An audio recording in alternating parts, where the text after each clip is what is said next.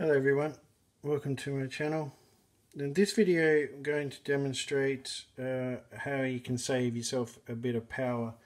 It would seem that over 100 years ago this concept of power transfer was developed, and it sort of presented to the money makers that there's less money in this concept, and they designed all of our devices to use up or kill power. Fine for them, because it means we have to buy more power from them. So this is something that Tesla put forward a long time ago, that if you want to transfer power, you need a device that in essence will facilitate that. And so like a normal load, instead of running it from positive to negative of a battery as a closed circuit,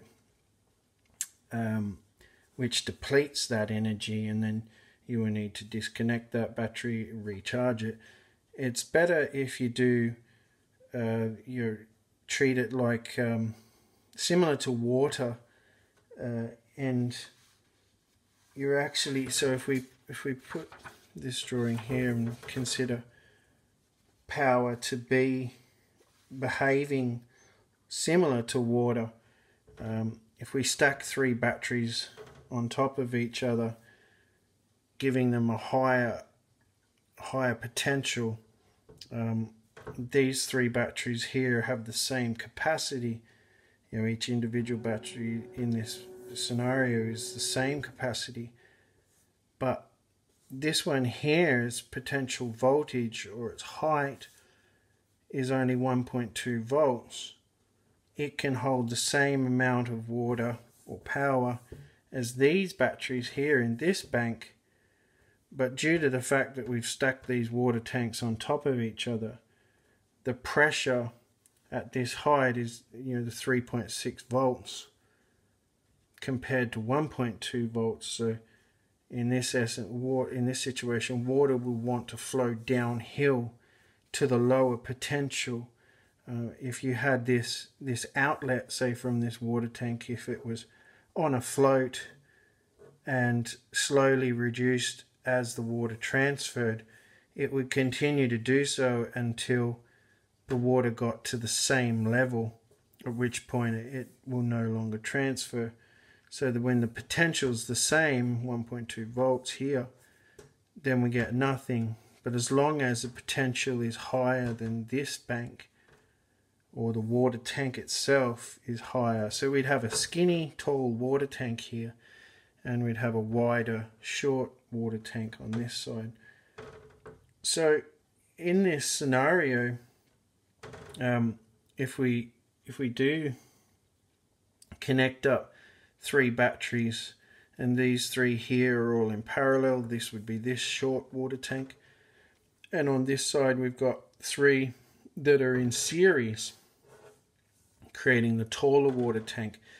And basically the water or power wants to fall down through the load. So in this scenario, the load doesn't really consume much of the power, but it facilitates transfer.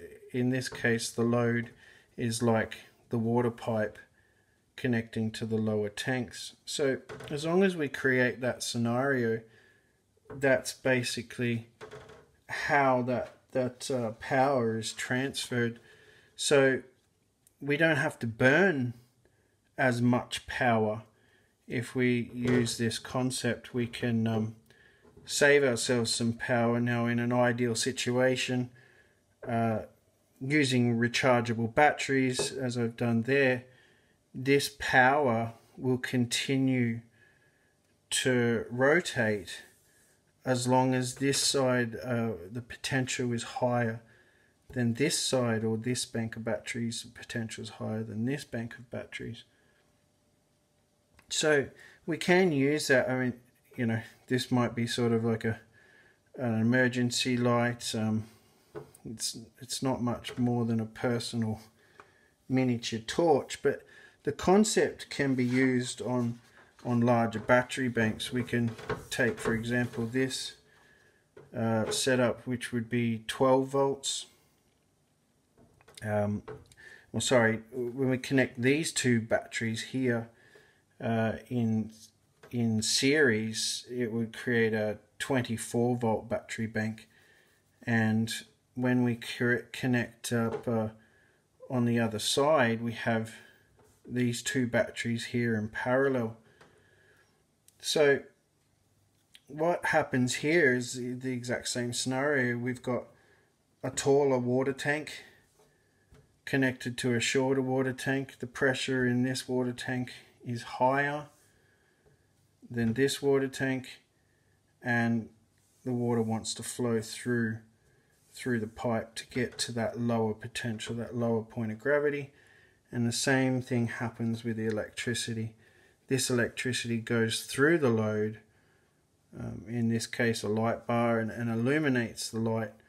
Instead of connecting it directly from positive to negative and using up that power, we are just transferring from one tank to another tank.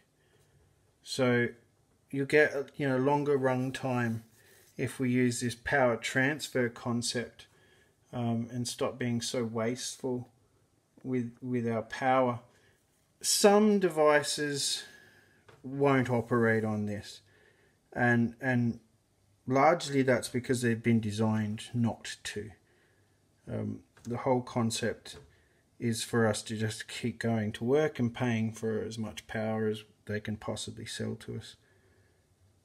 I think if we start to keep this in mind, that there were old ways that work a lot better.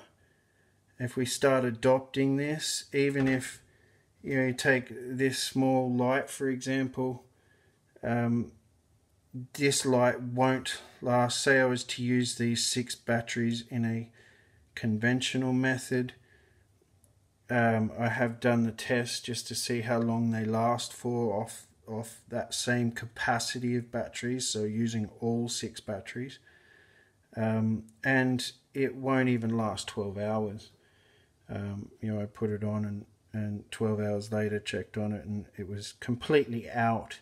Whereas in this manner, with this design, I have actually come back to it like 3 weeks later, and it's not what I would call a usable light, but the light itself is still on and still functioning. So yeah, something to think about. Keeping that in mind, that it's that water potential wanting to flow downhill.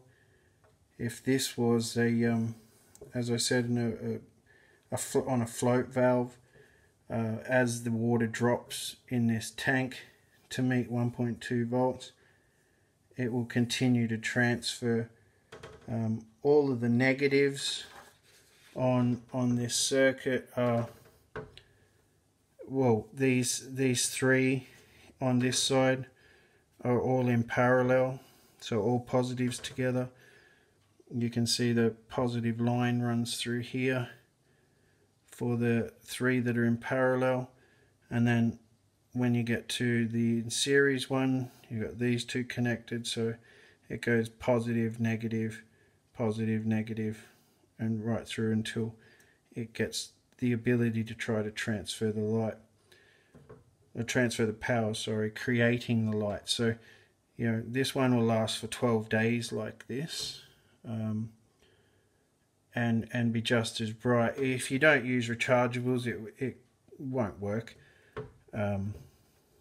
Basically, this has the capacity, then once this power has been dumped into the parallel battery bank, the negative of the series battery is connected to the same negative rail. So it basically is allowed to continue that transfer. This sees this as part of this, and it becomes sort of like a closed circuit, then it won't run forever.